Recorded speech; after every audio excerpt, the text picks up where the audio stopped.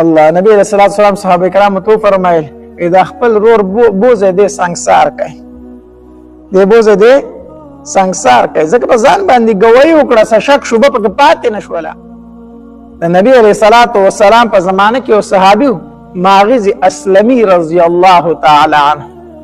نبی علیہ الصلوۃ والسلام په مسجد نبوي کې ناست دی راغی نبی علیہ الصلوۃ والسلام ته مخې ته کېناست سر یې ټیټ نیولې دی نبی علیہ الصلوۃ والسلام ورته فرمایي ماغز ولې څه مسله ده اذا الله پاک پیغمبر زمانه بدکاری وشو زمانه زنا وشو زمانه زنا وشو نبی علیہ الصلوۃ والسلام ته داسې بل طرف ته مخ واړه دې پسې بل طرف ته تاو شو اذا الله پاک پیغمبر زمانه زنا شوی د بدکاری آله شوی نبی علیہ السلام ورته بیا څه ونه بیا چې بل طرف ته مخ واړه اذا الله پاک پیغمبر زه درته وایم چې مانه بدکاری شوی د زنا رانه شوی ده نبی علیہ الصلوۃ والسلام ورته فرمایل ماغز زنا بدینی کړي اسه به چرته نور څه چل کړه خپل ول ملول به کړي لاس په ورل زنا بدینی کړي دته هم زنا ویل کیږي کنه دا اسباب د زنا دي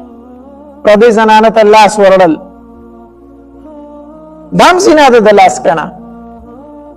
نبی علیہ الصلوۃ والسلام ورته فرمایل ماغز زنا به درنه ګورې نه شي از چرته څه چل به کړي لاس ماس په ورول یا به خپل ول کړي زنا به درنه نه شي وی دا الله پاک پیغمبر داسې کار میکړه لکه څنګه چې سړی د خپل حلال بیبي سره کوي داسې رانه شوي دي داسې کار رانه شوی دی الله څلور پیري په ځان ګواهي وکړه او د زنا په باب کې به سړی په ځان باندې څلور پیري ګواهي کوي چې کله په څلور پیري په ځان ګواهي وکړه زنا پې ثابت شوه څلور پیري په ځان باندې ګواهي وکړه نبی علیہ الصلوۃ والسلام ورته فرمایل خیال کې ماویز واده دشته کو بی واده وینه الله پاک پیغمبر واده کړم خپل خزم سره لرما حلال خزم يم د داغه موجود رانه دا ګناه شوی الله نبی علیہ الصلوۃ والسلام صحابه کرام ته فرمایل اذا خپل رور بوزه دې سنگسار کوي دې بوزه دې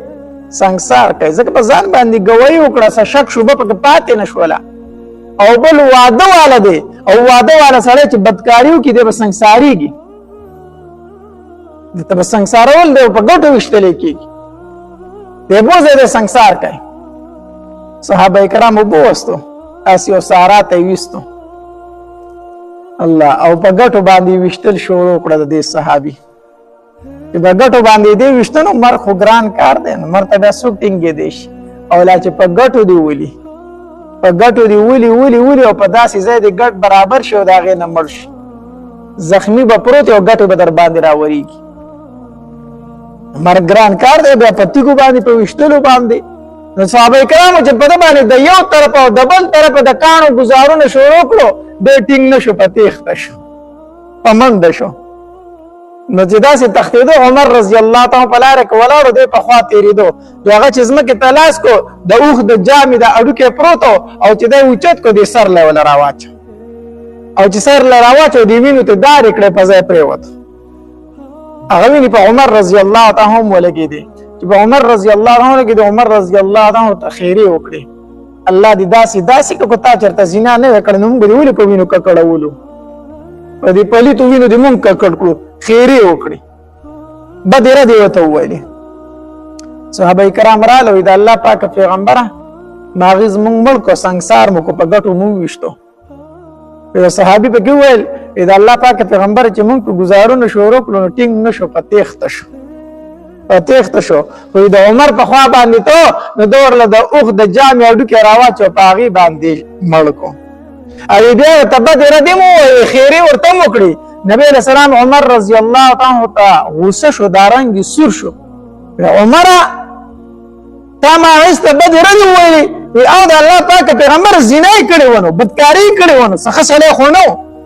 نبی علیہ الصلوۃ والسلام فرمایل وی زما دی په هغه ذات باندې قسمی د کم ذات په قبضه کې چې زما روح ته ماغز داسې توبه استلی کو د مدینه منورې په تمام ګناګارو باندې تقسیم شه الله به ټول بخي الله به ټول وبخي. په یو روایت کې راځي نبی علیہ الصلوۃ والسلام فرمایل ماغز داسې توبه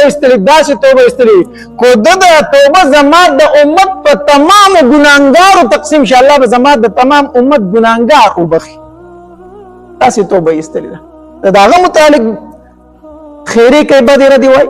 هغه داسې توبه استلی ده الله داسې معاف کړی دی. الله دې ته وی توبه ښه دې ته سوی توبه. نبی علیہ السلام ورته فرمایل ماغي ز بدکاری به درنه نه شو نه د الله پاک پیغمبر زمانه شوی ما پاک کا د دنیا سزا ته ټینګم خو د آخرت سزا ته نشم ټینګېدل د الله پاک پیغمبر د جهنم اور نشم برداشت کوي. الله بیا ګوره کنه چې ماغي رضی الله تعالی شهید کړه شو یو زنانه رااله زنانه هغه د ماغي رضی الله تعالی حالت ولیدو چې په څومره تکلیف سره شهید شو په ګوتو وشته شو سنگسار شو. په دې کې یو زنانه رااله د نبی علیه الصلاۃ والسلام لره د الله پاک پیغمبر تعالی او صحابي راغلی او ماغز وی چې زمانه بدکاری شوی ده او تاسو هغه شهید کړی دی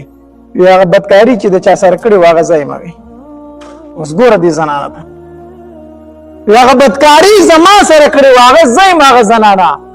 نبی علیه الصلاۃ والسلام ورته او فرمایل استام واده دی او زم واده کړی خزای مخداغي موجود رانه دا ګناه شوی داغه موجود ما دا ګناه کړی دی. نبی رسول الله والسلام ورته فرمایل په ګډه خو به معصوم نه اذا الله پاک پیغمبر په ګډه می معصوم شته دی په ګډه می معصوم دی. نبی رسول الله والسلام ورته وی ته لاړه شه ځکه د کومې زنانه چې په ګډه باندې معصوم هغه ته سزا ورکول په شریعت کې جائز نه دی. زنانه خو ګناه کړ خو د معصوم خو ګناه نه کړی کنه دی ولې په ګډه کې وجنی. نبی رسول الله سلام ورته فرمایل تلاله شکورته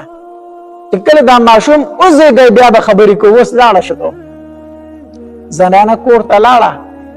دې ته وای د الله نه یرا دې ته ویل شي توبه کال پس چې معصوم اوسېږي وراله دوباره نبی رسول الله سلام له معصوم په خوا کې راغسته دی وی د الله پاک پیغمبره په ما باندې د الله قانون جاری کا معصوم پیدا شوی دی ما سنگسار کا ما پاک کا زد الله سزا ته په آخرت کې نه امتینګا ما ته په دنیا کې سزا راک. نبی رسول الله والسلام ورته فرمایله استا سره چې دا معصوم دی نو دی خو پوی خوري دا خو د پوی معصوم دی نو ته بیا پوی سو کور کوي ورته لاړ شه تر څو پر دا معصوم د پوی د مدینه وته نه دغه پر زما خواله مرزه زنانه لاړه 2 کاله یا 2.5 کاله پس چې معصوم ته پي ورکول او معصوم د خوراک شو. حدیث مبارک کې راځي زنانه دوباره رااله په درېمه پیره باندې رااله او معصوم له د ډوډۍ ټوک په لاس کې ورکړی دی او په غېږ کې راغستی دی. نبی رسول الله سلام لراله وی د الله پاک پیغمبر دا معصوم ما د پيو نه صبر کړی او د خپل خوراک شوی دی او هغه ډوډۍ خوري ډوډۍ په لاس کې ورکړی وه وی وګوره هغه ډوډۍ اوس دی خوري خو په ما باندې د الله قانون جاري کړه ما ته سزا راکړه. نبی رسول الله چې معصوم ته وکتل چې یقینا هغه ډوډۍ خوړی شي هغه معصوم یې واغستو او بل چاته ورکو یره د دې معصوم به ته کفالت کوي ته ذمہواری د دې به ته لوی هغه چاته حواله کو او هغه زنانه باندې د الله قانون جاری شو سنگسار کړی شو. دې ته وي د الله نه یره دې ته وي توبه د الله په دربار کې دې ته وي توبه. الله صحابه کرامو کنه الله تبارک وتعالى چې په قران کې بار بار فرمایي عزت رضای ما د صحابه کنه بعض بدبخت را پاسي په دغه صحابه کرامو پسې جبر او باسي هغه پسې خبرې کوي. دې ته ویل شي توبه د الله په دربار کې دې ته ویل شي د الله نه یرا ورونو خپکیږي ما نن سبا د بدکارۍ ډېرې زیاتې شوې دي. الله دې زموږ په حال باندې رحم وکړي. زنا دا ډېره لویه ګناه ده. قرآن دا نه دی ویل چې زنا مه کوئ. قرآن وی ولا تقربوا الزنا زنا ته نږدې کېږئ مه هغه ځای ته مه ورځه چې کوم ځای کې د زنا اسباب دي داسې بازارونو ته مه ځه چې کوم بازارونو کې لغړې ښځې ګرځي داسې بازارونو ته مه ورځه دا خو د مسلمان شان نه دی چې دی به زنا کوي دی به بدکاري کوي. الله دې نه کړي، الله دې نه کړي تا د زنانه سره چېرته بدکاري وکړه، تا خو د دغې خاندان بیړه غرقه کړه، تا خو هغه رسوا کو، تا خو هغه د سترګو لګولو نه ویستو. یو مسلمان دې څومره بېعزتي وکړه. نبی علیه السلام فرمایي وی د سود ادنا درجه دا ده چې انسان د خپلې مور سره مختور کړي، نعوذ بالله. ادنا درجه د سود دا ده. او نبی علیہ السلام فرمایي د ټولو نه بدترین سود، ناکاره سود، خراب سود دا چې د بل مسلمان عزت ته خراب کړي، عزت خراب کړي. کومې زنانه ته چې تا په بد نظر وکتل، تا ورسره بدکاري وکړه، د دغې خاندان د عزت جنازه دې ویستله. الله په ډېر زیات خفه کېږي. نسب دې ټول ګډوډ کو، نسبونه دې ګډوډ کړو.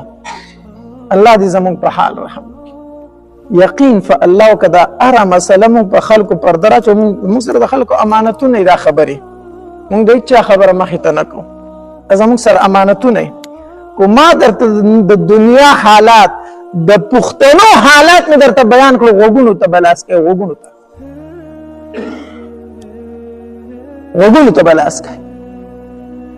ما سره تېره ورځ ملګري ناست و، ما ته یو ټلیفون راغی. الله دې زموږ په حال رحم وکړي. یو زنانه راته وکړو، وی مولانا صاحب خپل رور راله عزت خراب کړی دی، خپل رور. دا نورې مسلې خو چې دي دا هغه خو عامه، خو د الله په دربار کې یاره پکار ده. کم حالت شروع دی د زنانو کپړو ته وګورئ. دا کم زنانه چې لغړې کپړې اغوندي، تنګې کپړې اغوندي، نری کپړې اغوندي، د جورابو په شانتې تنګ پرتوګونه کوي، لنډ تنګ کمیسونه جوړوي، بار ته روزي. ځان د دې زنانه مقصد څه کیدی شي؟ بس لنډه خبره دا ده، په دې څه مقصد دی؟ لنډې تنګې جامې، تنګ پرتوګونه، نری کپړې، د دې زنانه څه مقصد دی؟ خو خاوند یې خو خاوند ته ځان ښایسته کوي، خاوند نه خو د دې یو ځم پټ نه دی. خدا چې بار ته روزي دا کپړې چې د دې څه مقصد دی؟ ځان خورکۍ د ټولو مسلمانانو بچي چې دفاع کړو، تباه دې کړو. ستا دې لنډ تنګ لباس ته چې هغه ګوري، د هغه په ذهن کې کم کم تصورات راځي، کم کم سوچونه راځي. تا څومره مخلوق ګمراه کو چې دا څومره ګمراهان شو، ستا د لاسه د هغې ټولو بال پتا باندې دی، ټولو بال پتا باندې دی.